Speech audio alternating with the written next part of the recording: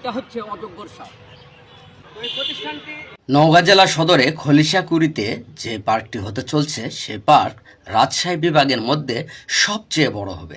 আজকের এই ভিডিওতে সেই পার্কের নাম কি হবে আর পার্কের ভিতরে কি কি আছে সব দেখতে পাবেন। আসসালামু আলাইকুম রহমতুল্লাহি ওয়া বরকাতু। আর বেশি কথা না বলে আমরা পার্কের ভিতরে চলে যাই। এই পার্কটি নতুন বানানো হচ্ছে, সবার জন্য উন্মুক্ত। আমরা ভিতরে ঢুকতেই আমাদের চোখ কপালে উঠে গেল, এত সুন্দর একটা দৃশ্য। চারিপাশে মানুষ ঘোরাফেরা করছিল, আর ওখানে সামনে একটা নৌকার বানানো আছে, সেই নৌকার কাছে যাব। দেখেন সেখানে বাচ্চা কাচ্চারা অনেক মজা করে খেলতেছে।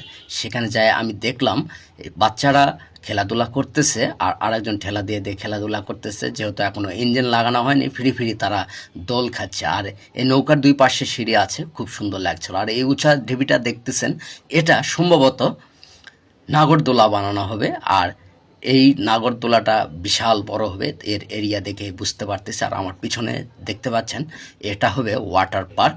আমরা ওয়াটার পার্কের ভিতরে যাই।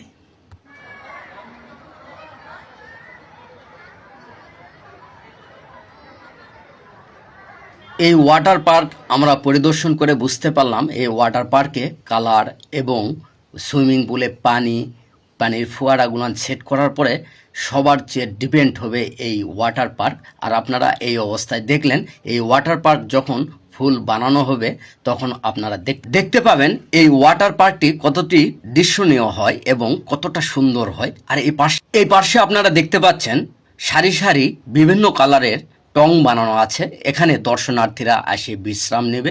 আর এখানে অনেক কালারের টংগুলো বানানো ছিল।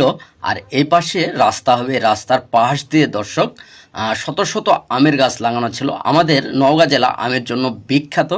আপনারা নওগাঁ জেলায় যদি আসেন আপনারা আম খেয়ে যাবেন। আমাদের নওগাঁ জেলা কিন্তু আসলে আমের জন্য বিখ্যাত।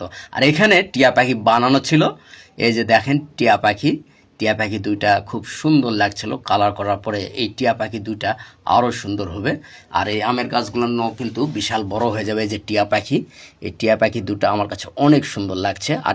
আর এই পার্কের বিভিন্ন জায়গায় হাতি, ঘোড়া, সিংহ, ভাল্লুক, গরিলা আরও অনেক কিছু বানানো আছে। এই যে দেখতে পাচ্ছেন লাভ, এই লাভটি কিন্তু এই মূর্তির পিছনে লাগিয়ে দেওয়া হবে। কালার করার পর অনেক জোস লাগবে দর্শক। এই যে দেখতে পাচ্ছেন ঘোড়া, এই ঘোড়ার ফিনিশিংটা অনেক সুন্দর ছিল। কালার করলে জীবন্ত ঘোড়ার মতো লাগবে। আর এই পাশে একটা দৃষ্টিনন্দন যে বিল্ডিংটি দেখতে পাচ্ছেন, এটা সরকারি কৃষি গবেষণাগার হবে নওগাঁতে। এই যে দেখতে পাচ্ছেন মৎস্যকন্যা।